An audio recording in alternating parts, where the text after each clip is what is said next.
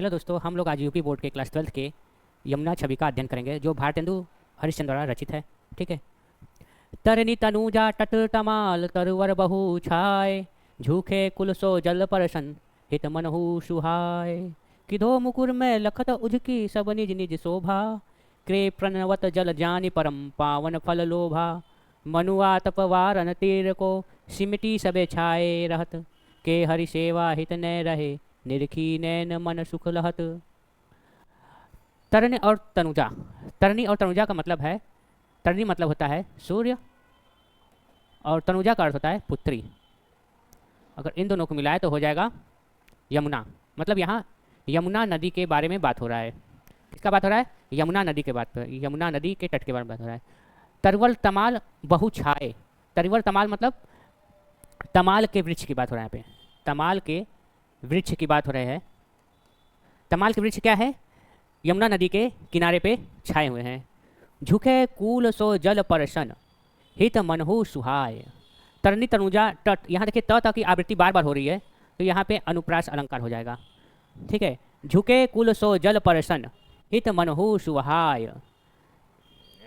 ठीक है। झुके कुल सो जल परसन। सौ मतलब सैकड़ों। सौ मतलब क्या होता है? सैकड़ों। सौ मतलब क्या होता है? सैकड़ों। परसन हित मन सुहाय। किधो मुकुर में लखत उजकी सब निज निज शोभा। निज निज मतलब होता है अपने अपनी, अपने अपने। क्रे प्रणवत जल जानि परम पावन फल लोभा। के का अर्थ होता है अथवा, अथवा या इसका मतलब होता है, यहाँ मनु आ गया। मनु मानो जनु जानो होता है तो उत्प्रेक्षा अलंकार होता है। ठीक है।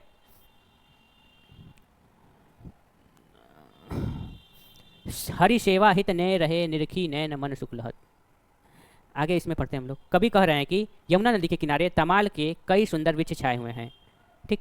उनकी डालियां किनारे की ओर झुकी हुई हैं। यमुना नदी है, उसकी शोभा के बारे में बात हो रहा है कि यमुना नदी है, उसकी जो डालियां हैं किनारों पे झुकी हुई हैं। किसकी डालियां? तमाल के वृक्ष की, जिन्हें देखकर ऐसा लगता है मानो ये पेड़ अपनी डालियों से यमुना को पवित्र जल का स्पर्श करना चाहती हो। यमुना के पवित्र जल का क्या करना चाहती है? स्पर्श करना चाहती है। पर्सन मतलब क्या होता है? छूना होता है या स्पर्श करना होता है। इसका मतलब क्या होता है? छूना या स्पर्श करना होता है। ठीक। या वेछ जल रूपी दर्पण में अपनी शोभा देखने के लिए मानो उचक उचक कर आगे की ओर झुक गए हों। ठीक है। या जैसे वृक्ष है वो अपनी शोभा देखने के लिए उचक उचक के आगे की ओर झुक गई हो। ठीक है। मुकुर, मुकुर का भी मतलब होता है, मुकुर का अर्थ होता है दर्पण। ठीक है। मुकुर का अर्थ क्या होता है? दर्पण या शीशा। ठीक। यह यमुना के जल को पवित्र मानकर उत्तम फल की प्राप्ति के लिए झुककर उन्हें प्रणाम कर रही हो। कवि कह रहा है कि यमुना के किनारे की ओर झुके हुए तमाल के वृक्षों को देखकर ऐसा लग रहा है मानो तट को धूप ताप से बचाने के लिए वह, मानो तट को धूप ताप, आतप मतलब क्या होता है? धूप ताप। धूप, आतप मतलब क्या होता है? धूप ताप, धूप या ताप। ठीक है।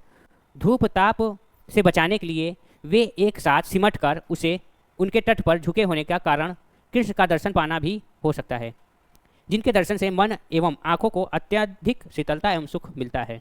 ठीक है।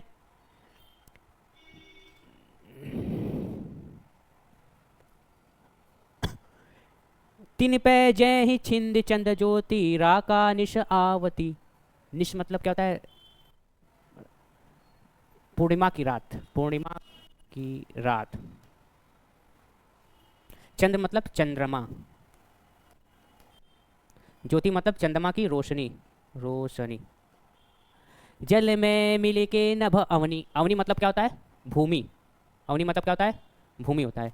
लो तान तनावती होत मुकुरमय। मुकुरमय फिर आ गया यहाँ पे। मुकुरमय मतलब होता है दर्पण। ठीक है। सबे तबे उज्जवल एक ओभा तन मन नैन जुड़ा देखे सुंदर शोभा। सो को कभी जो छवि कही सकेता छन जमुना नीर की। मिली अवनी और अंबर रहत छवि इक्कीसी नभ तीर की। अवनी मतलब यहाँ भी क्या है? भूमि। और अंबर मतलब क्या होता है? आकाश। ठीक है। शोभा में क्या होता है? सुशोभित करना। ठीक है। तो यहाँ पर देखिए क्या कहते हैं। कवि कहते हैं कि पूर्णिमा के चांद की किरणें जिस क्षण यमुना के जल पर पड़ती है तो उन्हें देखकर ऐसा लगता है मानो ये किरणें यमुना के जल से मिलकर पृथ्वी से आकाश तक एक तंबू सा तान देती है। तान तनावती की यहाँ पे क्या है, तंबू के बारे में बता रहा है, तंबू को तानने के बारे में बता रहा है, तानने। ठीक है, फिर से देखते हैं। कभी कहता है कि पूर्णिमा के चांद की किरणें जिस क्षण यमुना के जल पर पड़ती है तो उन्हें देखकर ऐसा लगता है मानो ये किरणें यमुना के जल में मिलकर पृथ्वी से आकाश तक एक तंबू सा तान देता है। ठीक है, पृथ्वी से आकाश तक एक तंबू सा तान देता है। उस समय इन किरणों का उज्ज्वलमय प्रकाश दर्पण के समान प्रतीत होता है। उस समय जो रोशनी पड़ती है वो दर्पण के समान समझ में आता है। यमुना के इस अनुपम सुंदरता को देखकर तन मन आंखें शीतलता एवं सुख का अनुभव करते हैं। ठीक है, तन मन, यहाँ देखिए लिखा है ना, तन मन नैन, नैन मीन्स क्या होता है, नैन, नेत्र, तन मन नेत्र, ये सब देखकर क्या करता है, सुंदरता देखकर बहुत अच्छा अनुभव करता है।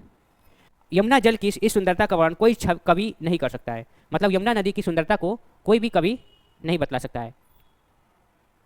ऐसे समय में पूर्णिमा के चांद की किरणें से आकाश और नदी के किनारों की सुंदरता आकाश से पृथ्वी तक जैसा एक समान ही दिखाई दे रहा है। ठीक है, सभी क्या देख रहे हैं, एक समान दिख रहे हैं। एक सी मतलब एक समान दिखाई दे रहा है। नभ मतलब भी आकाश होता है, तीर मतलब किनारे होते हैं।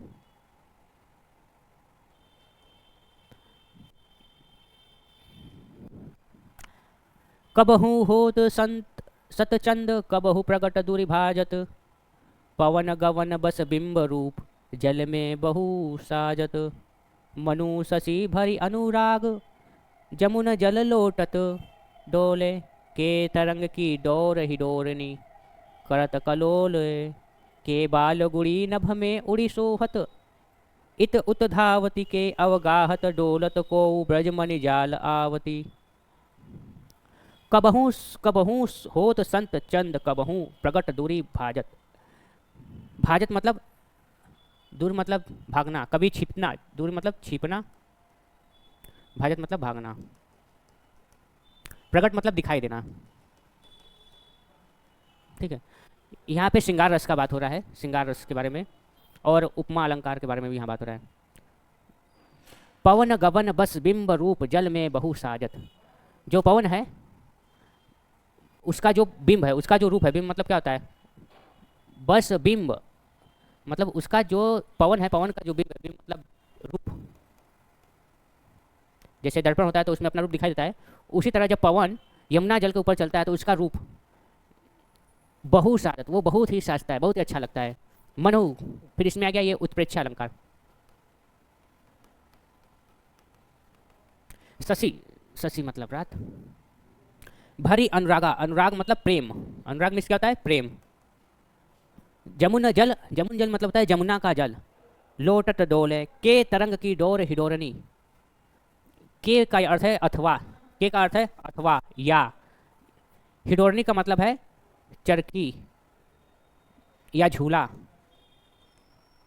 ठीक है, करत कलोले, बालगुड़ी का मतलब होता है बच्चे क्या कर रहे हैं यहाँ पे, पतंग, पतंग का बात हो रहा है यहाँ पे, बालगुड़ी का मतलब पतंग से बात हो रहा है यहाँ पे, पतंग। नभ में उड़ी सोहत इत धावती, नभ में उड़ता है जब पतंग तो सो इधर से उधर, इत उत मतलब होता है इधर से उधर, इत उत का मतलब क्या होता है, इधर से उधर, इधर से उधर होगा। के अवगाहत डोलत क्रो ब्रजमणि, ब्रजमणि का होता है ब्रजबाला, ब्रजबाला। जल आवती, चांदनी रात में हवा के चलने से जब यमुना का जल हिलने लगता है तब उस जल में चंद्रमा का प्रतिबिंब, चंद्रमा का, जैसे चांदनी रात है तो ऊपर से अगर चंद्रमा नीचे की ओर रोशनी आती है तो उसका रूप हमें दिखता है, अनेक रूपों में सुशोभित होने लगता है।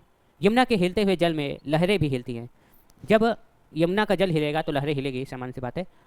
उन लहरों में कभी कभी कवि को 100 चंद्रमा के प्रतिबिंब दिखाई देते हैं। ठीक है, जब जब हिलोर उठता है तो चंद्रमा एक खिना होकर 100 बार दिखने लगता है। ठीक है, सत का मतलब भी होता है यहाँ पे 100, ठीक, दिखाई देने लगते हैं, जो अनेक रूपों में सुशोभित होते हैं। कभी उन चंचल लहरों के साथ दूर चले जाने से चंद्रमा का प्रतिबिंब अदृश्य हो जाता है। ठीक है, लहर जब चलता है कभी चंद्रमा दिखता है, कभी नहीं दिखता है। कवि के कहने का तात्पर्य है कि प्रतिबिंब लहरों के साथ उनसे दूर चले जाता है। प्रतिबिंब क्या होता है, लहरों के साथ दूर चला जाता है। हवा के कारण लहरों में हिलते हुए चंद्रमा के प्रतिबिंब को देखकर ऐसा प्रतीत होता है मानो चंद्रमा प्रेम से परिपूर्ण होकर यमुना जल को डोलता फिरता फिरा रहा है। मतलब जब यमुना का पानी में रोशनी जब चंद्रमा का आता है तो ऐसा लगता है कि वो बार बार हिला उड़ा रहा है या दूर भगा रहा है या दूर हटा रहा है। ठीक है, कभी ऐसा लगता है चंद्रमा मानो लहर रूपी डोरी को पकड़कर जल के झूले में झूलता हुआ आनंद क्रीड़ा कर रहा है। लहरों के साथ इधर उधर हिलते हुए प्रतिबिंब को देखकर कवि को ऐसा प्रतीत होता है जैसे किसी बच्चे के द्वारा उड़ाई गई पतंग आकाश में इधर उधर उड़ती हुई सुशोभित हो रही है, या फिर कोई ब्रज युवती जल विहार करती हुई चली आ रही है। कवि के मन में चंद्रमा के प्रतिबिंब से संबंधित कई कल्पनाएं मूर्त स्वरूप धारणा करती है। मतलब यहाँ पे एक तरीके से यमुना नदी के विशेषताओं को, उससे मिलने वाले सुख का यहाँ पे अनुभव कवि कर रहा है और उसी को यहाँ पे अपने पदों से यहाँ पे बता रहा है। आज के लिए इतना ही। नेक्स्ट वीडियो में आप लोग बने रहिएगा। Thank you.